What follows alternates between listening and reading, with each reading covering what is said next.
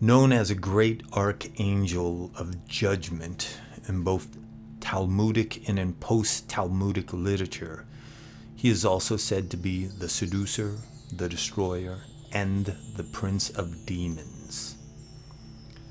Because of his guise as an angel of death who slays with a drop of poison, he has been called the Venom of God. This is Samael. Said to be a servant of Yahweh who smites the evildoers, the name Samael first appears in the statements of Yos, where, during the Exodus from Egypt, Samael and Michael stood before the Israelites apparently as prosecutor and defender. Samael brought accusations against the Israelites when God was about to lead them out of Egypt, and later was jubilant at the death of Moses.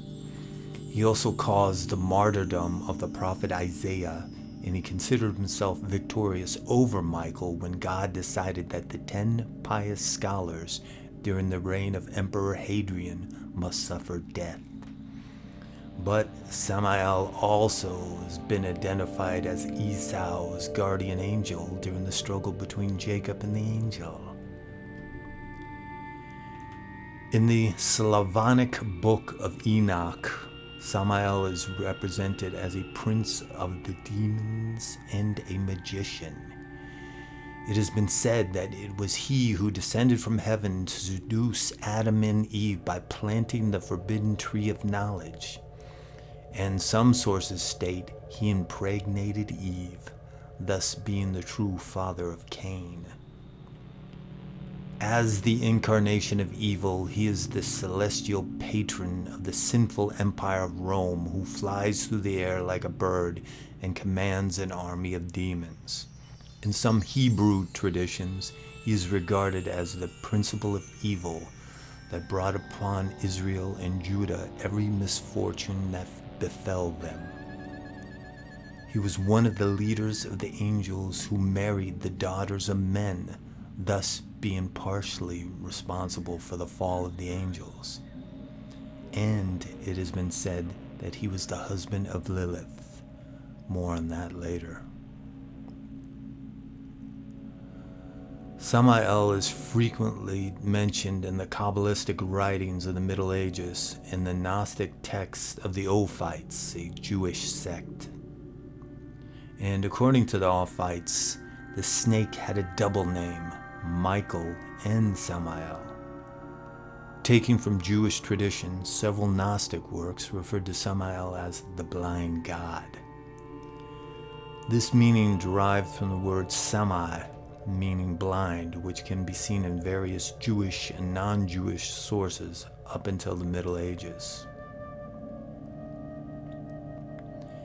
In the apocalyptic work, The Ascension of Isaiah, which contains a mixture of Jewish and early Christian elements, Samael is synonymous with Satan, insofar as he is identified with the serpent, carnal desires, and the angel of death. This tradition apparently comes down through the Ophites. But in the Hebrew book of Enoch, he is the chief of tempters, greater than all the heavenly kingdoms.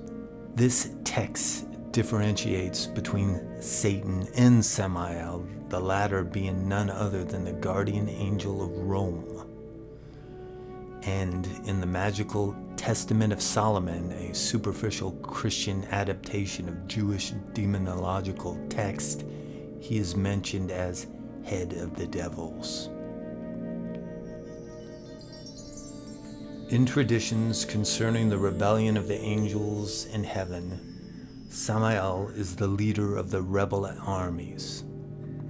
Prior to his defeat, he had 12 wings, and his place was higher than the holy heavenly creatures and the seraphim.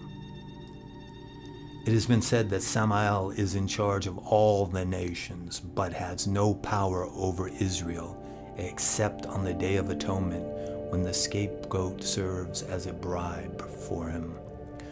The war between him and Michael, the guardian angel of Israel, will not be completed until the end of days, when Samael will be handed over to Israel in iron shackles.